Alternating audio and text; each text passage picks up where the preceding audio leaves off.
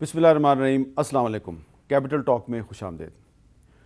فوجی عدالتوں میں سویلینز کے ٹرائل کے خلاف مختلف درخواستوں کی سماعت کرنے والا سپریم کورٹ کا بینچ آج ایک دفعہ پھر ٹوٹ گیا، لیکن بینچ ٹوٹنے کے فوراً ہی بعد ایک 6 رکنی بینچ تشکیل دیا گیا جس نے دوبارہ ان درخواستوں پہ سماعت کی۔ یہ جو سماعت ہے اس کو کل صبح 9:30 بجے تک ملتوی کر دیا گیا ہے، لیکن ایک اور جو ڈیولپمنٹ ہے وہ یہ ہے کہ وزیر اعظم شہباز شریف صاحب نے اس معاملے پر عدالت میں اپنا نقطہ نظر پیش کرنے کے لیے تحریک انصاف کے دور حکومت کے وزیر قانون بیرسٹر فروغ نسیم کو اپنا وکیل مقرر کر دیا ہے، اور اس کے ساتھ ہی ساتھ جو مختلف حکومتی وزراء ہیں ان کے بیانات سے آپ کو یقیناً یہ نظر آ گیا ہوگا کہ اگر سپریم کورٹ کی طرف سے فوجی عدالتوں کے بارے میں کوئی اسٹے آرڈر دیا جاتا ہے یا فوجی عدالتوں کو کام کرنے سے روکنے کا کوئی حکم صادر کیا جاتا ہے تو ایسے کسی حکم پر عمل درآمد نہیں کیا جائے گا۔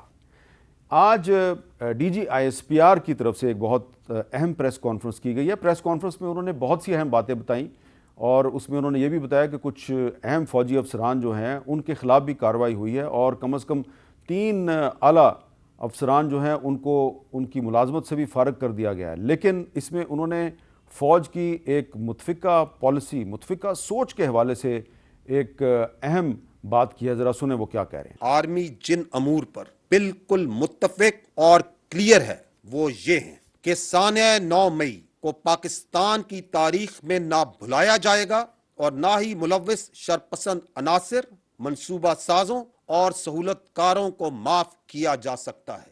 اس سانحے سے جڑے تمام منصوبہ سازوں اور سہولت کاروں کے خلاف آئین پاکستان اور قانون کے مطابق سزائیں دی جائیں گی، چاہے ان کا تعلق کسی بھی ادارے، سیاسی جماعت یا معاشرتی حیثیت سے کیوں نہ ہو، اور یہ کہ اس عمل کو منطقی انجام تک پہنچانے میں رکاوٹیں ڈالنے والوں کے ساتھ سختی سے نمٹا جائے گا۔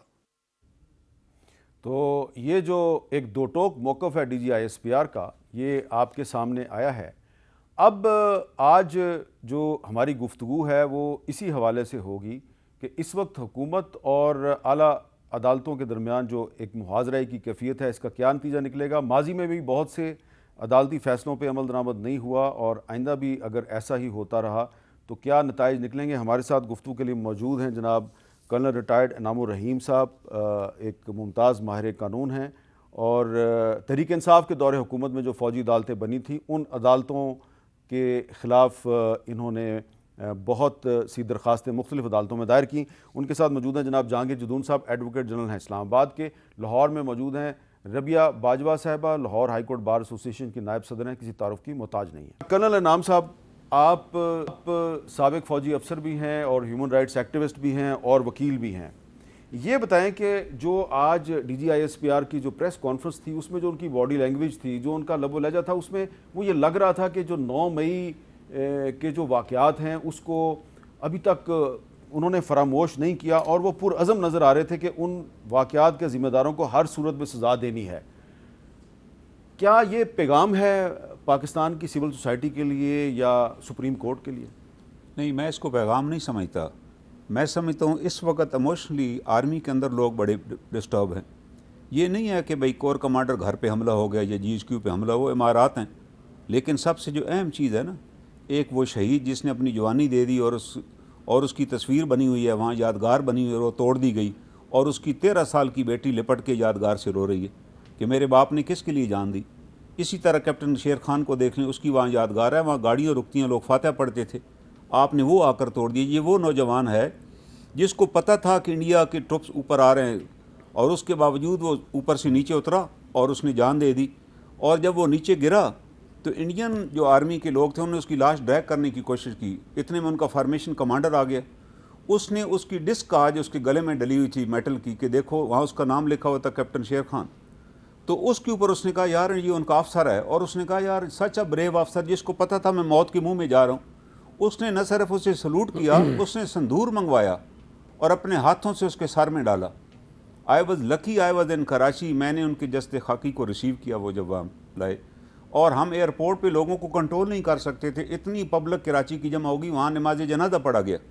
اب آپ دیکھیں نا کہ یہ کوئی بندہ ریڈ لائن نہیں ہوتا، اسٹیٹ ریڈ لائن ہوتی ہے۔ آپ نے ابھی ان شہداء کی یادگاروں کو تباہ کیا جنہوں نے اپنی جوانی زندگی دے دی، ان کے بچے ہیں، لوگ جو آرمی میں آتے ہیں، آئی جوائنڈ آرمی، میرا خاندان کا کوئی بندہ فوج میں نہیں ہے، لیکن ہم نے 65 کی جنگ میں جب عزیز بھٹی شہید کے بارے میں پڑھا اور ان کو دیکھا، ان کے خاندان کو دیکھا، کیونکہ وہ سرگودا کے قریب ہی وہ آباد ہوئے تھے، تو ایک شوق پیدا ہوا کہ ہم بھی فوج میں جائیں گے۔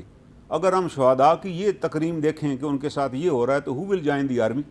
تو آپ کا یہ خیال ہے کہ جو 9 مئی کو ہوا اس سانحے کے جو ذمہ دار ہیں ان کو کڑی سے کڑی سزا ملنی ان کو سزا دینی چاہیے، فورم ڈیسائیڈ سپریم کورٹ کے پاس ہے، وہ ڈیسائیڈ ہو جائے گا۔ لیکن میرا ایک یہ بھی سوال ہے کہ خان صاحب اس کو اپوز نہیں کر سکتے۔ اس وقت پہلی پٹیشن خان صاحب نے دائر کی، خان صاحب اس لیے اپوز نہیں کر سکتے کہ ان کے دور میں 25 سیولینز کے ٹرائل ہوئے جو نہیں ہو سکتے، ہونے چاہیے تھے، اور یہ وہ سیولین ہیں۔ اب تو جو دیکھیں اور نا، اب ان میں سے اکثر کے آپ وکیل ہیں؟ بالکل 25 کا میں وکیل ہوں، اکثر نہیں، سب کا میں وکیل ہوں۔ اچھا۔ اس کی ریزن یہ تھے why I became their counsel, they all were innocent. ان کو گھروں سے اٹھایا گیا۔ دیکھیں نا، آرمی تو کسی سیولین کو گرفتار ہی نہیں کر سکتی، I am very clear about it. Army act بھی کہتا ہے نہیں کب کرے گی؟ جب کوئی پروہیبٹڈ ایریا میں داخل ہوگا۔ ان میں سے جو یہ 25 تھے، یہ کسی پروہیبٹڈ ایریا میں نہیں داخل ہوئے، ان کو گھر سے اٹھایا گیا۔ اور ان کا ٹرائل جو ہے وہ وفاقی حکومت کی منظوری سے ہوا؟ وفاقی حکومت کی منظوری سے ہوا۔ لطیف افریدی صاحب نے لیٹر لکھے پرائم منسٹر کو، اور اس کا تعلق ان فوجی عدالتوں سے نہیں ہے جو 21ویں آئینی ترمیم کے تحت بنی؟ آئینی ترمیم والی تو ختم ہوئی، تو آئین کے تحت بنی تھی نا۔ ہاں، لیکن عام فوجی عدالت بھی جب کسی سیولین کا ٹرائل کرتی ہے تو اس کا ایک پروسیجر ہے کہ آپ ایفیڈیوٹ دیں گے اور تب ایف آئی آر درج ہوگی۔ لیکن مجھے یاد ہے کہ آپ جب ادریس کھٹک صاحب کو سزا ہوئی تھی تو آپ کہتے تھے کہ یہ عدالتیں غلط ہیں۔ میں دیکھیں نا، وہ تو عدالت ہی غلط بنی ہوئی تھی، وجہ کہ ادریس کھٹک کو تو وہاں سڑک سے اٹھایا گیا، اس کے بعد اس کا جوڈیشل کنفیشن پنڈی سے کروایا گیا، وہ بھی سال۔ تو آپ کا موقف یہ ہے کہ آپ کو ملٹری کورٹس کو چیلنج کرنے کا مورل حق ہے؟ مجھے حق ہے، چیئرمین تحریک انصاف کو نہیں ہے؟ وہ نہیں کر سکتے کیونکہ ان کے دور میں تو سب کچھ ہوا۔ اچھا، یہ جتنے لوگ اریسٹ ہوئے ہیں، ہم نے ان کے بارے میں فیڈرل گورنمنٹ کو لیٹر لکھا کہ یہ آپ کیا کر رہے ہیں، کیا پروسیجر آپ نے اڈاپٹ کیا، ہمیں کوئی جواب ہی نہیں دیا گیا۔ دراصل اس وقت خان صاحب اور باجوہ صاحب ایک پیج پہ تھے۔ اچھا،